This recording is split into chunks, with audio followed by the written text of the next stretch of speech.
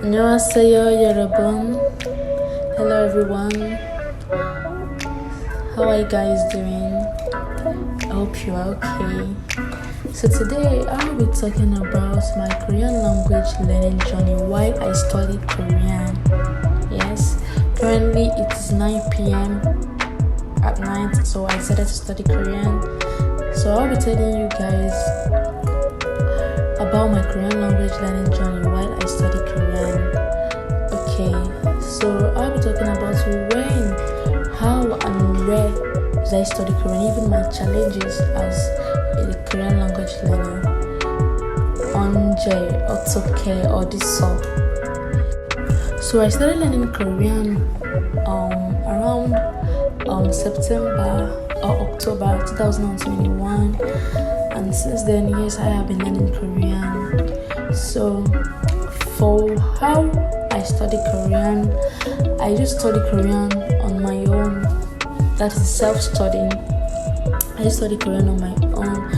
And yes, before that, I started learning Korean through the motivation of watching K-dramas. I do watch K-dramas a lot. So one day I then decided that okay, I can try learning Korean, and yes, I study Korean for fun. So where did I study Korean? Okay, I study Korean using many resources that I can get my hands on. So the first resource that I use in studying Korean is an app called Duolingo. I use Duolingo in learning Hangul, which is a Korean characters, and yeah, I learned Hangul on Duolingo and it's really helped me.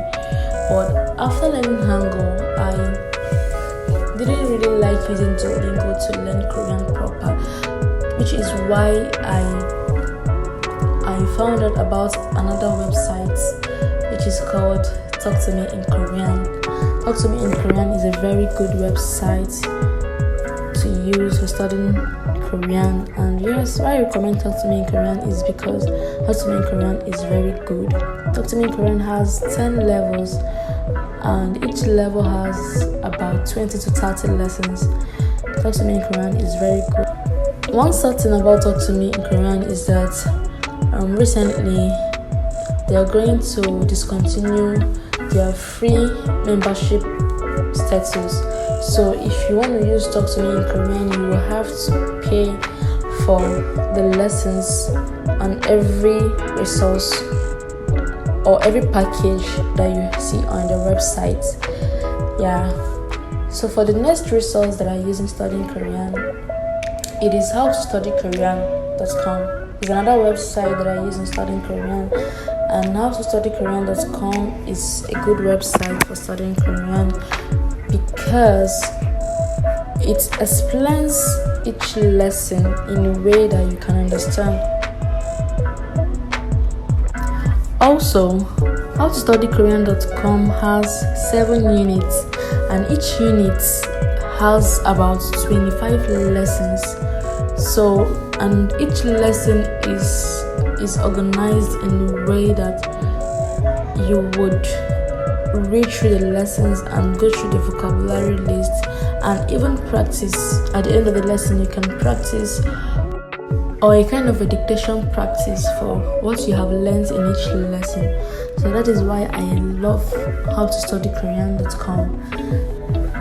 The next resource is an app called Papago.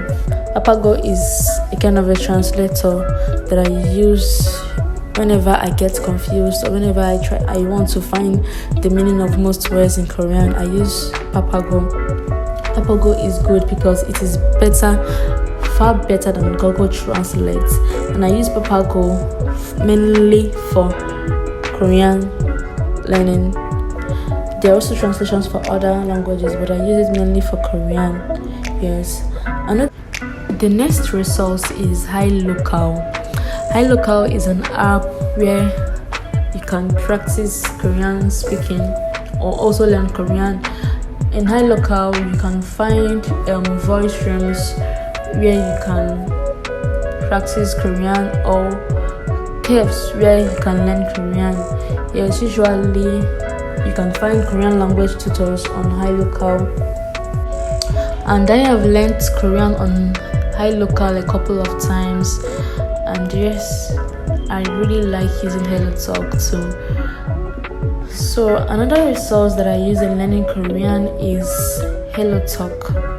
Hello Talk is also a language exchange app, and on Hello Talk you can meet Korean natives and you can practice with them. You can also meet people who are studying Korean as you are, and you can practice with them too. You can also join voice rooms on Hello Talk for your Korean speaking practice. So usually I do join voice rooms on Hello Talk for my Korean speaking practice. And yes, also on Hello Talk you can practice your Korean writing, not really writing but spelling, or sort of by posting moments on the app. There is a moment section on the app where you can write down some things and post them, and you can also be corrected by native speakers. Yes, so that is one good thing about Hello Talk, is that you can easily get corrected, or you can be corrected by native speakers on the app. Another resource is an app called Limbe. Limbe is also for Korean speaking practice, and I usually use Limbe to practice my Korean. And on Limbe you can either choose to practice with a Korean learner or practice or speak with a native Korean. So I usually opt out for the option of speaking with a Korean language learner. Yes, and on Limbe, in the practice section, you are given topics to talk about and a period of time that you can use to talk about these topics. And also, you can teach people your own native language and earn coins for the practice sessions. Yes, that's it for Limbe.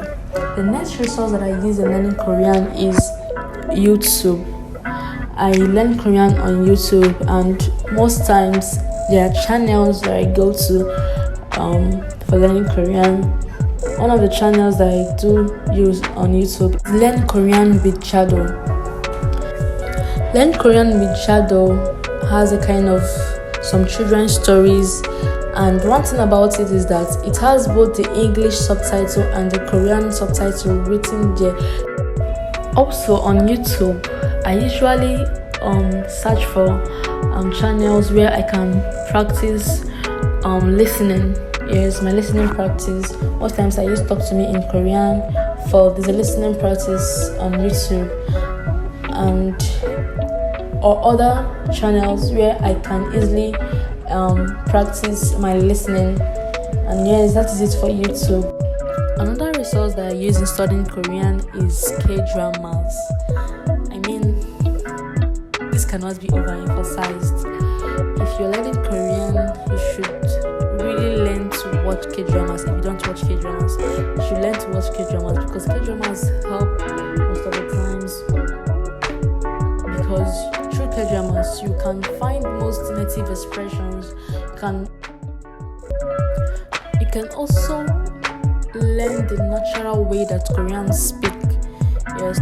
One of the things that I do while watching K-dramas is that I usually pause my videos and go to write down the new words that I have learned, or go to check the spellings of most words that I learned from the K-dramas, and with that I help build my vocabulary. I help in my vocabulary building.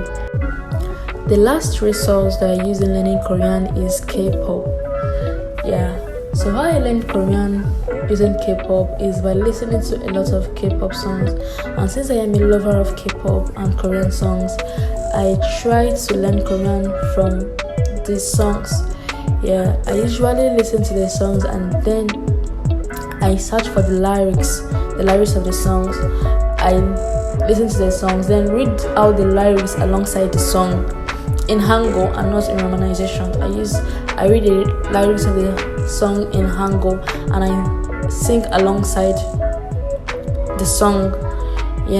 So with that, I am able to pick out some words, some vocabulary words from the lyrics, and it also helps me to build my vocabulary lists.